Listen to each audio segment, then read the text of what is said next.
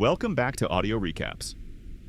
Today we're unraveling the powerful and heart-wrenching tale of The Pianist, a story of survival, resilience, and the enduring power of music during one of the darkest periods in human history. Based on the true story of Władysław Szpilman, this film stars Adrien Brody, whose unforgettable performance brings this harrowing journey to life. Let's dive into this unforgettable story. The story begins in Warsaw, Poland in 1939.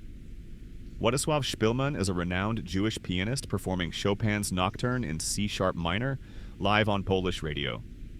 His fingers glide effortlessly over the keys, filling the studio with haunting beauty. Suddenly, the sound of bombs interrupts the performance, shaking the building and signaling the Nazi invasion of Poland. Szpilman's face remains stoic, but the shock is evident, hinting at the trials to come. At home, Szpilman's family, a loving but nervous group consisting of his parents, two sisters, and a brother, is discussing the war. Despite the rising tension, they cling to hope that the conflict will soon end. But the reality of Nazi occupation soon crushes their optimism. Anti-Jewish laws are swiftly enacted. Jews must wear armbands with the Star of David, and their movements are restricted. Shops and businesses owned by Jews are confiscated, forcing families to sell their belongings to survive. Szpilman and his family witness horrifying acts of brutality even in these early days. On one occasion, German soldiers accost an elderly man in the street. When the man refuses to remove his hat quickly enough for the soldiers' liking, they beat him mercilessly. Another time, Szpilman observes a starving boy crawling under a fence to steal a single morsel of food. A soldier catches him and beats him so savagely that the boy dies on the spot, leaving Szpilman and others around him in silent horror. In one of the film's most chilling moments, Szpilman's family watches from their apartment window as Nazi soldiers storm a nearby building. They force an entire family out of their apartment, including an elderly man in a wheelchair. When he resists being taken, the soldiers throw him over the balcony, his body crashing lifelessly onto the pavement below. They then line up the rest of the family and execute them on the spot. Szpilman's silent reaction, a mixture of shock, helplessness, and grief, is incredibly moving and captures the audience's emotions perfectly. Eventually, the Szpilman family is forced into the Warsaw Ghetto, a cramped, filthy, and overcrowded area where starvation and disease are rampant. Despite the bleak conditions, Szpilman finds a way to continue playing music at a cafe. His piano becomes a small beacon of light, bringing a moment of solace to those around him.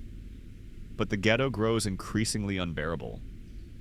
In 1942, the Nazis begin mass deportations to the Treblinka extermination camp. At the Umschlagplatz, where the deportations are carried out, chaos reigns. Szpilman and his family are herded into the crowd, clutching their few remaining belongings. His father, in a heartbreaking moment, wistfully remarks, "I wish I were thirsty. At least then I'd have a reason to drink."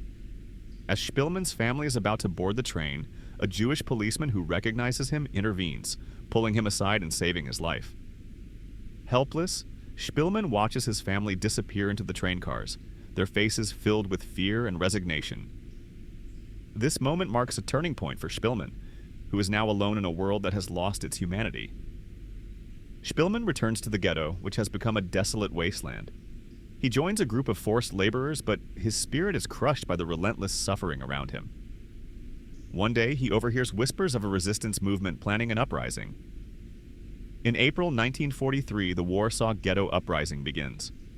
The resistance fighters attack German soldiers with homemade weapons, defying their oppressors with incredible bravery. Szpilman watches from his hiding place as flames engulf the ghetto, and the Nazis retaliate with overwhelming force.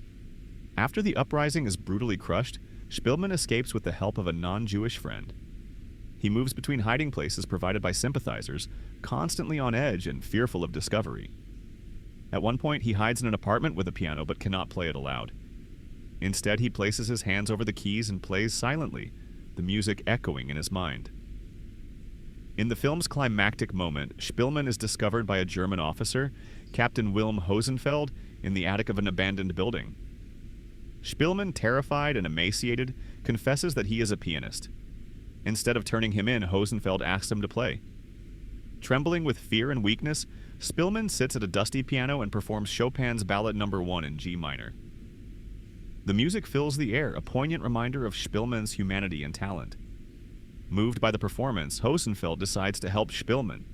He provides him with food and warm clothing, urging him to stay hidden until the war ends. This unexpected act of kindness is a powerful moment, showing that even amidst the cruelty, there are glimmers of compassion.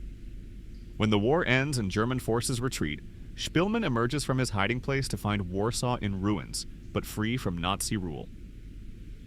As he begins to rebuild his life, he learns that Hosenfeld has been taken as a prisoner of war by the Soviets. Szpilman is desperate to find the man who saved his life.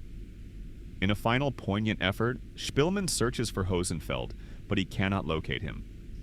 Hosenfeld had once asked Szpilman to remember him, believing that someone like Szpilman might have the influence to help. Tragically, Szpilman is unable to reach him in time.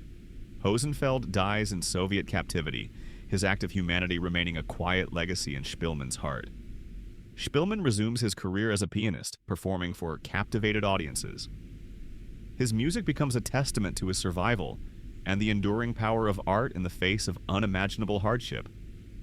The final scene is both triumphant and bittersweet, as Szpilman performs in a grand concert hall, his music resonating with the pain and triumph of his journey. Thank you for listening to this in-depth recap of The Pianist on Audio Recaps. Adrian Brody's unforgettable performance brings this story to life, leaving an indelible mark on cinema. If you enjoyed this recap, please like, subscribe, and share our channel for more compelling stories from movies around the world. Stay tuned for our next recap, and let's keep exploring cinema together.